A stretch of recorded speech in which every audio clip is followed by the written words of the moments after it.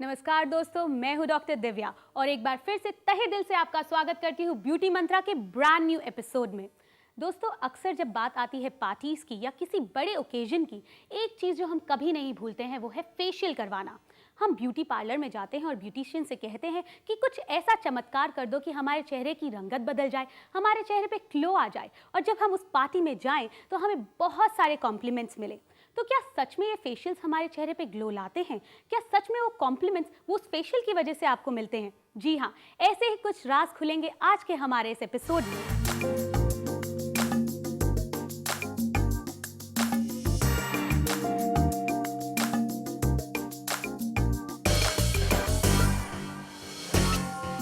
तो चलिए आज के इस एपिसोड की शुरुआत करते हैं और जानते हैं कि आखिर क्या राज छुपा है फेशियल्स के पीछे। तो आइए मिलते हैं हमारे आज के एक्सपर्ट डॉक्टर विजय शर्मा जी से। Welcome doctor, welcome to the show. Doctor Divya. Doctor साहब, आप एक कॉस्मेटिक सर्जन हैं, you have been doing lot of treatments, और एक कॉमन सी ट्रीटमेंट जो शायद आपने सुनी होगी वो है फेशियल्स। और आई थिंक हर लड़की और आज की डेट में तो हर मर्द भी फेशियल करवाता है। तो आखिर ये फेशियल्स हैं क्या? ये रोज़मर्रा की भागदौड़ की ज़िंदगी में जो सबसे ज़्यादा इग्नोर होता है वो हमारा स्वयं का चेहरा जी। और ऐसे में आजकल जो सलून और उनके आउटफिट्स हैं, it's an easy rescue to take care of your face. यानी कि जब भी हम अपना फेशियल कराने जाते हैं तो उसके बाद काफ़ी तरोताज़ा जो फील करते हैं, उसके कुछ प्रमुख कारण हैं कि हमारी 11 क्रेनियल नर्व्स में से लगभग 7 मुख्य नर्व्स चेहरे को ही पोषित करती हैं। और उन सब नर्व्स में जब हम चेहरे की टेक केयर शुरू करते हैं तो स्किन के टेक्टाइल या टच सेंसेशन से न्यूरोटोनिन्स या ये समझ लीजिएगा नर्व के द्वारा चेहरे के अंदर एक नई तरंगें जो उत्पन्न होती हैं, और साथ ही साथ रक्त संचार, ब्लड सर्कुलेशन और लिम्फेटिक सर्कुलेशन, उसके अंदर जो परिवर्तन आता है उससे चेहरे पर एक नई जो है प्योरिटी या एक क्लीनलीनेस या ये समझ लीजिएगा जो ग्लो है, उसके पीछे 2 बातें मैं मानता हूँ। पहली जैसे कि एक्सफोलिएशन ऑफ द स्किन है, तो पुरानी मृत चमड़ियों की परत या डेड एपिथेलियम हट जाती है, और दूसरा that enhanced circulation of the blood and the lymphatic, it gives a fresh look. Okay दोस्तों, यही सवाल हमने आपसे भी पूछा कि आखिर फेशियल करवाना चाहिए या नहीं करवाना चाहिए। आप में से 90% लोग ये कहते हैं कि फेशियल्स करवाने चाहिए क्योंकि उससे आपके चेहरे पे एक नया ग्लो आता है, और करीब 10% लोग ये कहते हैं कि फेशियल का कोई इफेक्ट नहीं होता। इस समय हमारी एक करस्पॉन्डेंट हैं जो पब्लिक में है, यानी कि जनता जनार्दन के साथ है। आइए देखते हैं कि उनका क्या कहना है।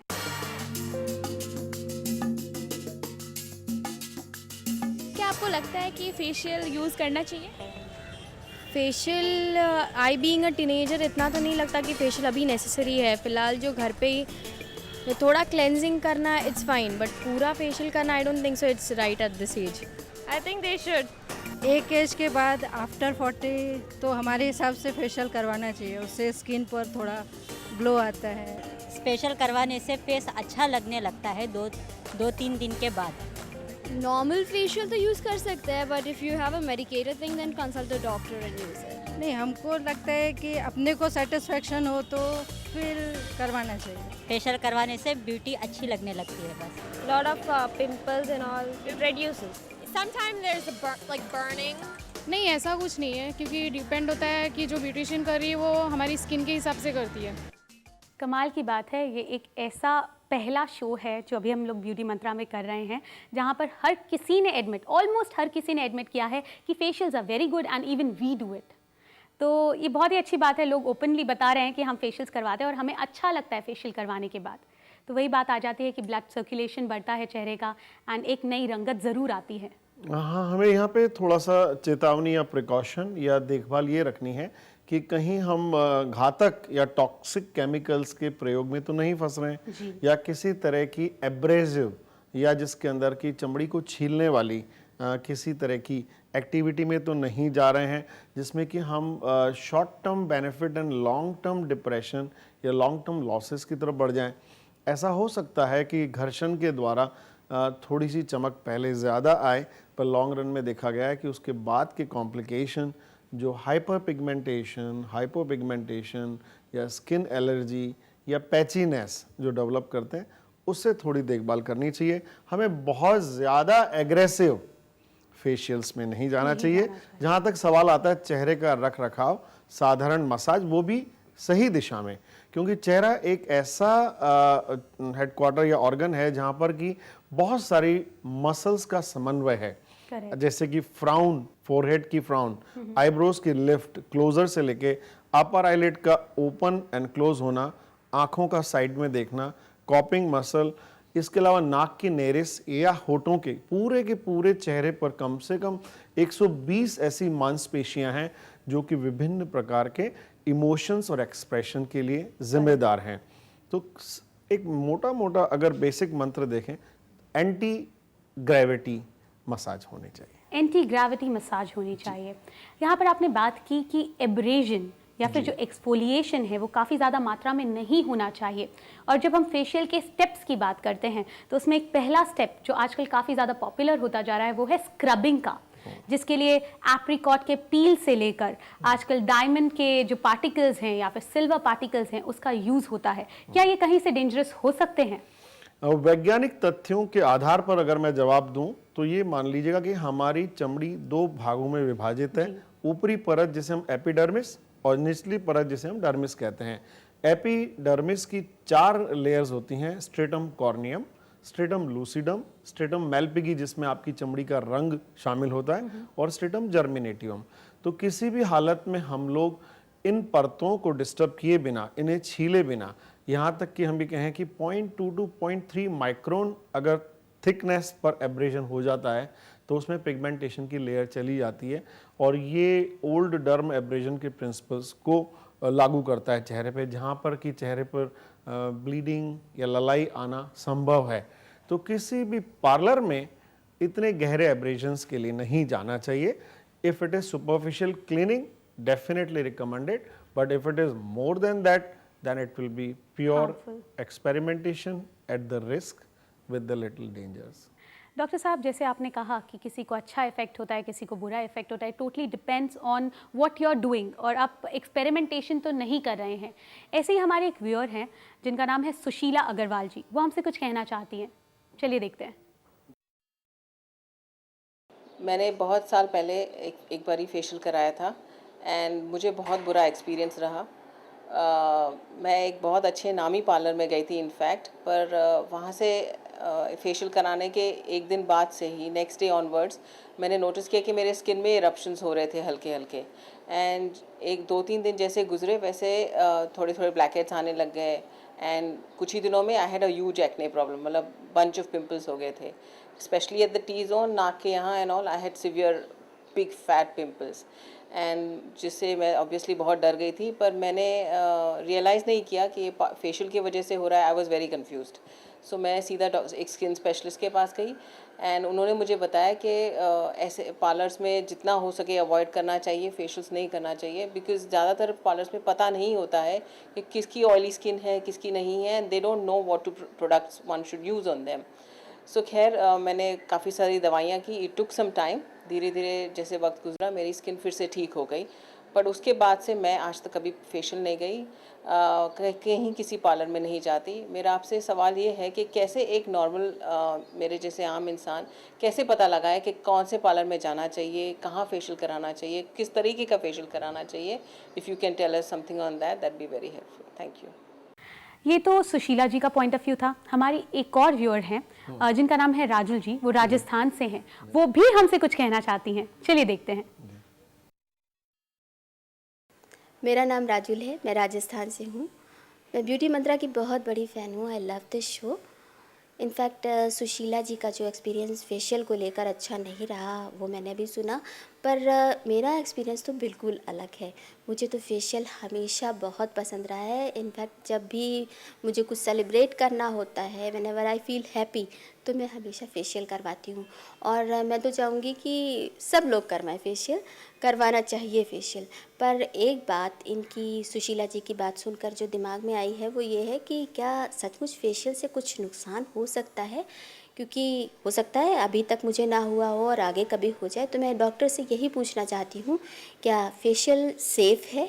आई थिंक डॉक्टर, इन दोनों की बातों में, राजुल जी की और सुशीला जी की बातों में, दोनों में बहुत ज़्यादा कॉन्ट्राडिक्शन है और शायद इसी की वजह से जो हमारे व्यूअर्स हैं वो भी थोड़े ज़्यादा क्वेश्चन मार्क उनके चेहरे पे आ गया होगा कि आखिर इसका आंसर क्या है। तो मैं आंसर आपसे जानना चाहूँगी, मगर एक छोटे से ब्रेक के बाद। दोस्तों, हम जानेंगे एक ब्रेक के बाद कि क्या फेशियल्स आपके लिए सच में लाभदायक हैं या फिर कोई और ऐसी चीज़ है जो आपको फेशियल जैसा इफेक्ट दे सके, मगर एक छोटे से ब्रेक के बाद। So stay tune with us.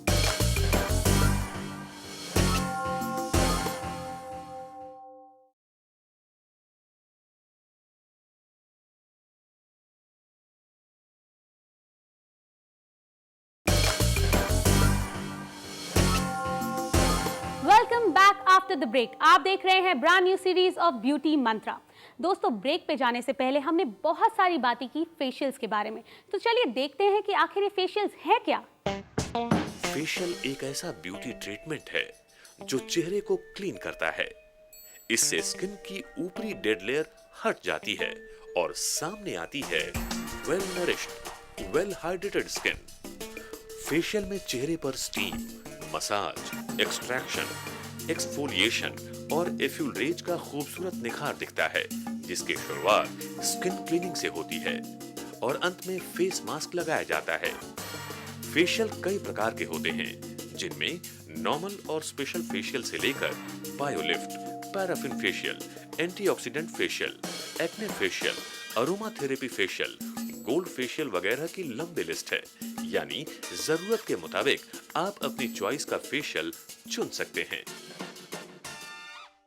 I think break पे जाने से पहले और इस एवी के बाद एक सवाल जो सबके मन में अभी भी है कहीं ना कहीं, कि सुशीला जी और राजुल जी के जो क्वेश्चंस थे उनका आप क्या जवाब देंगे। तो अब मैं आपसे जवाब जानना चाहूँगी। डॉक्टर दिव्या, सुशीला अग्रवाल जी और राजुल जी का जो विरोधाभास है उसके बीच में एक बहुत छोटी सी बारीक पॉइंट है, जैसे कि किसी भी पार्लर के अंदर किस तरह की रख रखाव, हाइजीन, किस तरह का स्टरलाइजेशन और इंस्ट्रूमेंट और काम में आने वाले द्रव्य या पदार्थों का किस तरह, किस क्वालिटी का और किस उन्नत स्तर पर वो लोग उसका इस्तेमाल करते हैं, उससे डायरेक्टली प्रोपोर्शनेट है रेट ऑफ द इन्फेक्शन। ऐसा हो सकता है कि किसी एक के चेहरे पे की हुई फेशियल की अगर औजार दूसरों के लिए लगाए जाएं तो उसमें पहले के बैक्टीरियल फ्लोरा जो कि फ्रेंडली हो सकते हैं उस शरीर के लिए दूसरे के लिए फो बन जाते हैं, और वहीं वो एक्ने, पिंपल्स, इन्फेक्शन, कभी कभी किसी सीरियस कंडीशन में तो एलर्जिक और रिएक्शनरी फॉर्म के अंदर काफ़ी रेडनेस, एडिमा और बुखार तक आ जाता है लोगों को। माय गॉड, तो ये कॉन्शियस होना बहुत ज़रूरी है कि आप कहाँ जा रहे हैं, कैसे टेक्नीशियन के पास जा रहे हैं। जी हाँ, जी हाँ, क्योंकि it can have a serious adverse effect on you. Correct. तो इसके लिए एक जो है अच्छे हाइजीन का माहौल, और हर फेशियल के बाद उन सब तौलियों का, इस्तेमाल में आने वाले वस्तुओं का, कॉटन का, इनका सबका त्याग कर देना या ऑटोक्लेविंग करना या स्टरलाइजेशन करना बहुत ज़रूरी है।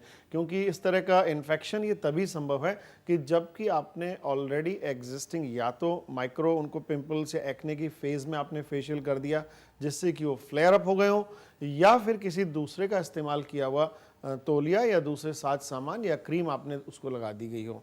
और जहाँ तक सवाल है राजुल जी का, तो ये बताते हैं कि वो किसी अच्छे पार्लर में नियमित रूप से जा रही हैं और उन्हें फेशियल की अच्छाइयाँ, बुराइयाँ, उसकी पद्धति और उसकी रख रखाव का पूरा ज्ञान है। जहाँ तक कि फेशियल का सवाल आता है, मैं समझता हूँ आम तौर पर व्यक्ति घर पे भी कर सकता है।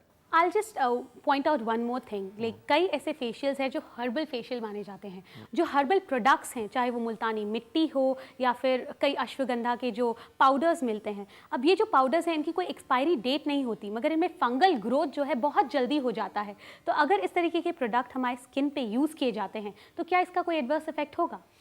देखिए, जहाँ तक भारत में व्याप्त इंडिजिनस मेडिकल सिस्टम है वो बहुत ही उच्च स्तर का रहा है, और उसमें मैं खुद आयुर्वेद और हर्बल इन पद्धतियों का बहुत बड़ा एडवोकेट हूँ। पर इन सब में अगर आप पुराने ज़माने का अगर देखा जाए तो ताज़ा तरो ताज़ा ये फूल, पत्तियाँ, ये सब तोड़ करके उसी समय उनका जो है एक्सट्रैक्ट निकाला करते थे और उस प्योर एक्सट्रैक्ट को उसी समय इस्तेमाल किया करते थे।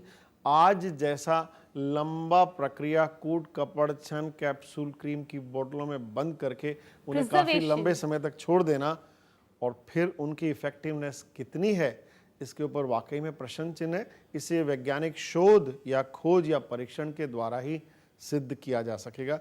पर जहाँ तक सवाल है आयुर्वेद और हर्बल को मैं रिकमेंड करूँगा, पर कोई ऐसा प्रोसीजर जो कि आपको फ्रेशली एक्सट्रैक्टेड प्रोडक्ट्स को इस्तेमाल करने का अगर माध्यम हो तो ही।